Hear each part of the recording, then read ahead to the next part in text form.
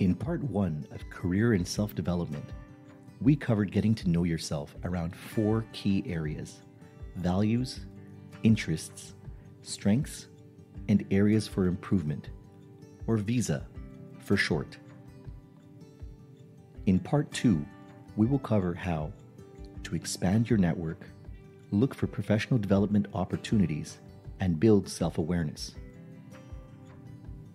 Networking is how we build relationships with people. A handy tool we'll let you in on for initiating these relationships is the all-powerful career conversation, sometimes referred to as an informational interview. A career conversation is when you talk to someone who's employed in an industry, organization, or job that you're curious about. These conversations can help you gain useful information such as the skills or tools involved for different jobs, the steps someone else took to get to where they are, and tips to make you a more competitive applicant. In some ways, it's never been easier to arrange career conversations. Here are 2 tips. 1. Always state what your objective for the conversation is.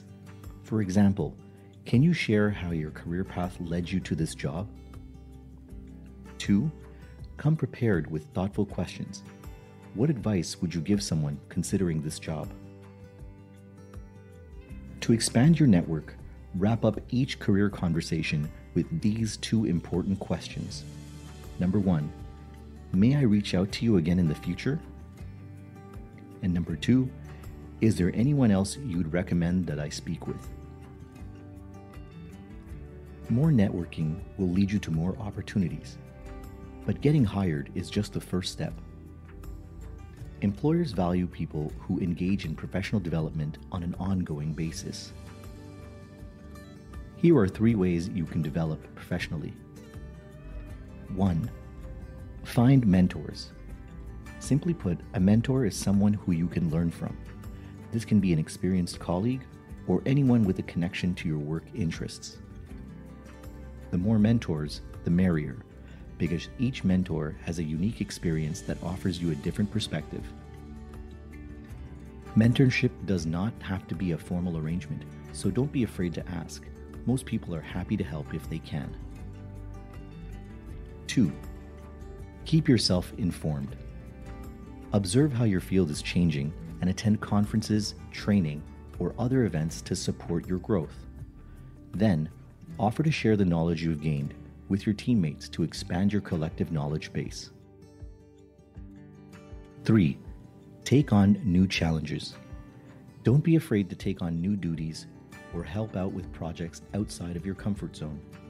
Regularly trying new things builds your reputation as someone who is willing to help out and eager to grow by facing new challenges.